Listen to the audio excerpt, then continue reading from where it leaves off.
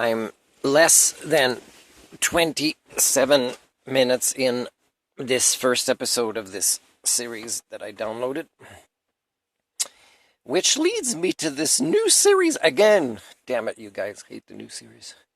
I assume based on the lack of views or the views that are begun and not continued. I've done this scenario a few times with people lately, including religious people and just people that I'm trying to help kind of understand their behaviors, right? I'm trying to get them to see what they're choosing for themselves. So I'll describe these three scenarios, but I don't agree with everything that was said in this episode, and I'm almost 27 minutes in. I'm going to finish it after. And part of it makes me think that some of the ways to describe that people have not undergone their maturation process based on their DNA, which is most people I meet, is they haven't finished discovering their own identity. And it's because HSD makes societies less likely to have this outcome come about. So it almost makes me feel like bringing a little mirror with me all the time, and when somebody behaves like the people that I interacted with today, for example, is just, hey, can I show you something? And I would have the mirror, and the mirror would I just kind of pointed at them, and they wouldn't like that, but it's just a tiny mirror. And then I'd continue interacting with them, and I'd make sure they can see, who they're choosing to be, which is, it's not a person that requires a brain that big, let's say, right? It's somebody that has been domesticated, that is self-domesticating now since a young age, and that is trying to domesticate me. It has nothing to do with, what this brain is capable of, this big, right? And the software that we would have been able to aspire to if we hadn't succumbed to HSD. So this new series is sociology related. I've been calling myself the professor of socio-cybernetics for a while, and there's a lot of like one kid in this show, he likes to take pictures a lot more than going to school, but he had a good teacher that helped incorporate one of his passions into the learning process. But when the teacher did this, showed him the courtesy of being curious about his passion, even though it's a passion that probably 2 years later would be gone and maybe hopefully replaced by other passions, which bring forth the self-actualizing process, the identity process, the multi-talented types of skill sets and human thinking tools and intelligences, if I can pronounce it like this, and also just the maturation process of individuals and what they're capable of, and change into something new, even at older ages, not being one profession all of your life, because that's a wasted life for some brain this big, right? You did not fully become human. So if I show you guys this little mirror, it's because you kind of deserve to look at yourself in a mirror, like I've been stating in a lot of videos, and I'm going to literally do it now. And you're going to say, I don't know what you wanted to show me, but can you put away the mirror? And I'm going to say, well, it's important that you see yourself as I see you, so that we could have more productive, interactions. So, and then I would define what's been happening, let's say in our conversation and attempts to problem solve things, and what their responses were and what their faces were.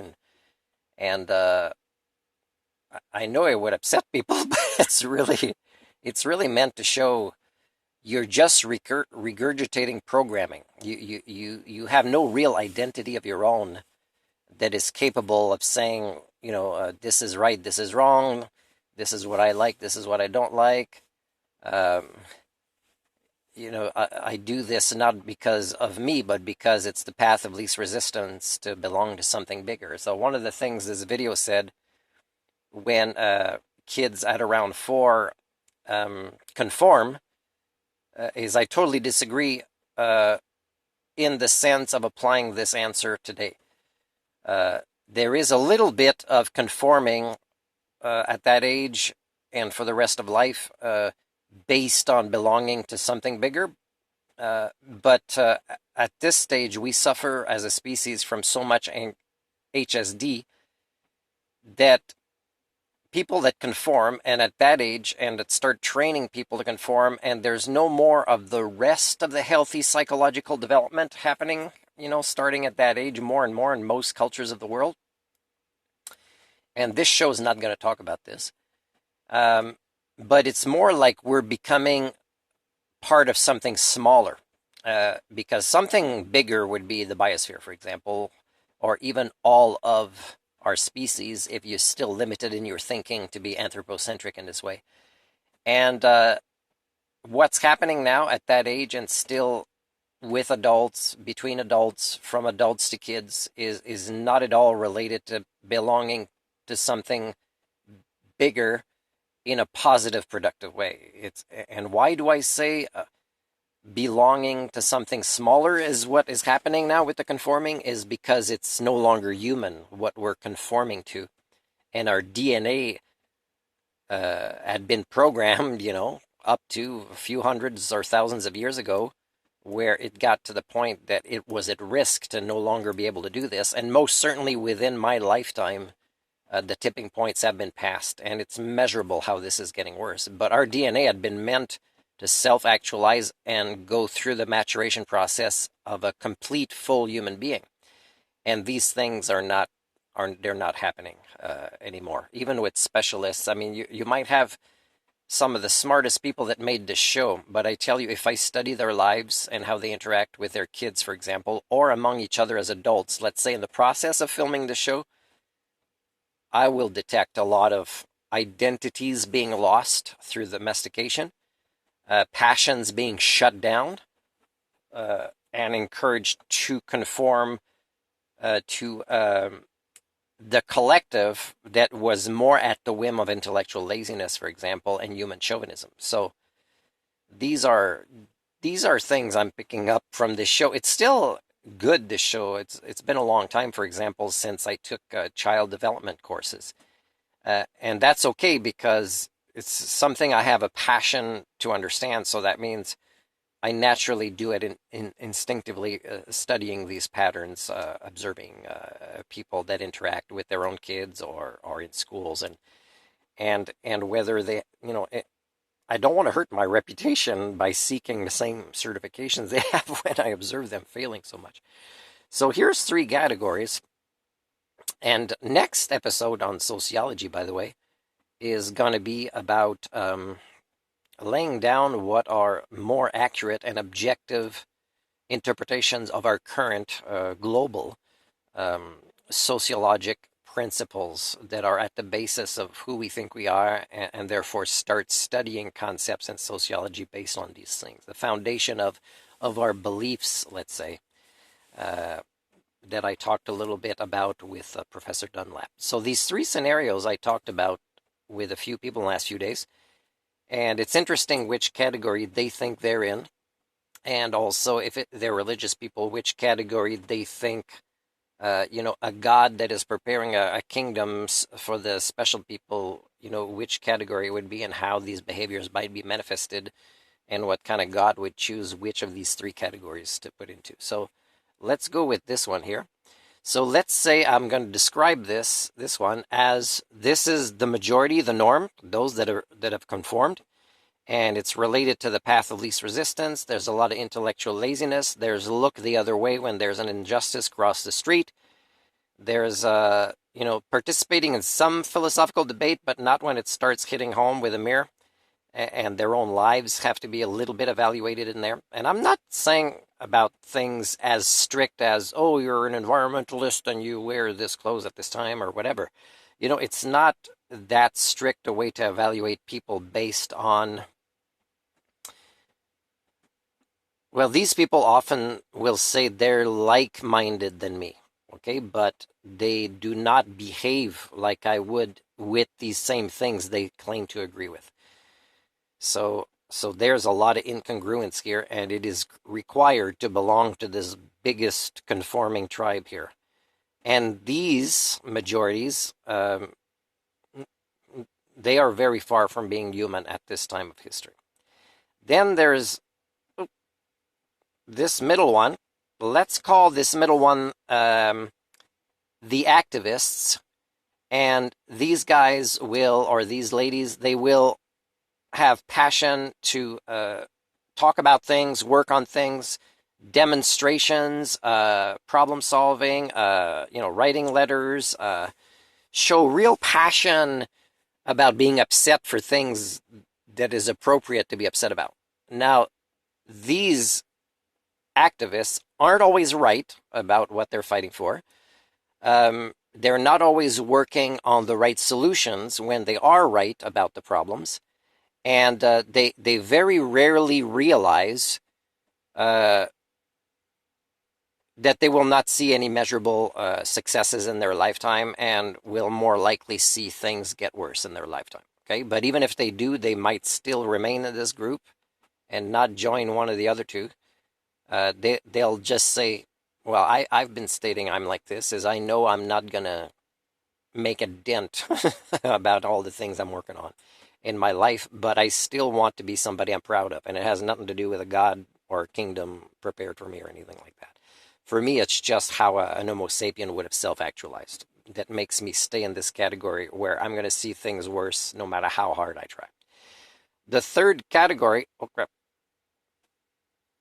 this one is, well, it's the villains of history, except that they're not really the villains, right? They are just people that try a little bit to get a little bit more for them, or a little bit more assets, or a little bit more of the commons, or a little bit more of getting away with and taking advantage of others, or violating the human rights, and gaining power through questionable means, or influence over others, or imbalances in status, or whatever it is that gets to the point that, Jordan Peterson hates Trudeau, or other people hate Trump, or whatever. And these, yes, are understandably an evolutionary dead end for our species. But they're not really the bad guys, because they just create out of trial and error programming. It's very simpleton programming. They are created by the majority that look the other way. So the real bad guys, I've been saying a long time, are the majority, and it is more and more measurable that these are these sociological phenomenons.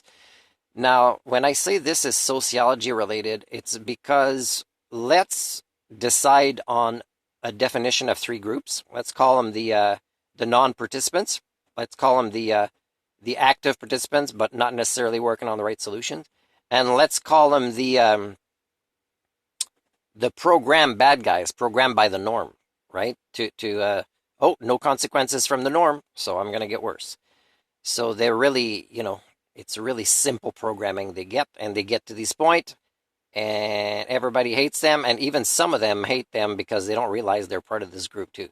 But definitely these guys will not be happy with them. But really, this is really the bad guys, the norm, the 99.9% of you that suffer from HSD.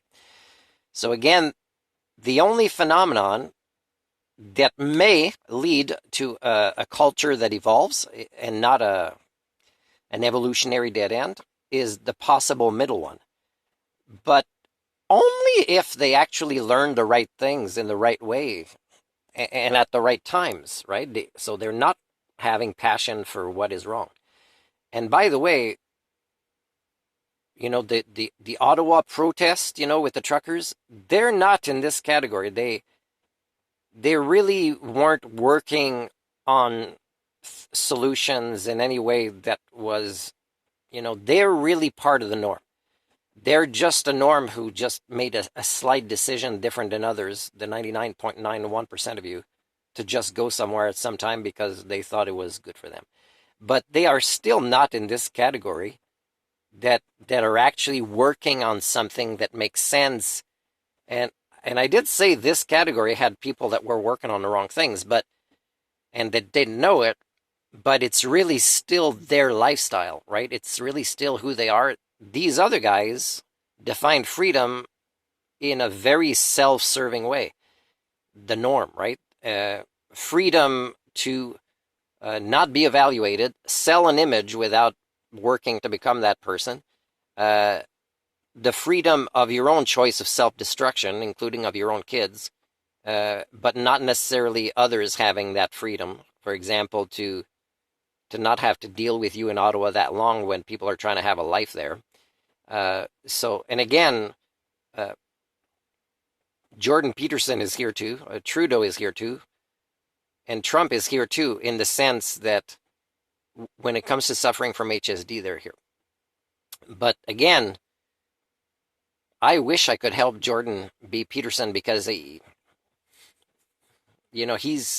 and I'm not saying people don't mix and match a little bit, but it's just three categories, and the middle one may lead to a potential cultural evolution. But these other two, and this one more than this one, because this one creates this one, is their evolutionary dead ends. So these are three principles, and it's very interesting where you guys, especially if you're religious, think you are, and justify why you're in this category and why you might not be in the other categories. And there's no objectivity at all with this, and there's no, accepting, the mirrors focus back at you when it's not just maybe one of the things you're wearing as clothes that might contradict, but it's daily behaviors and decisions that are consistent with this category of being in the norm. These guys are actually who some of the norm want to be.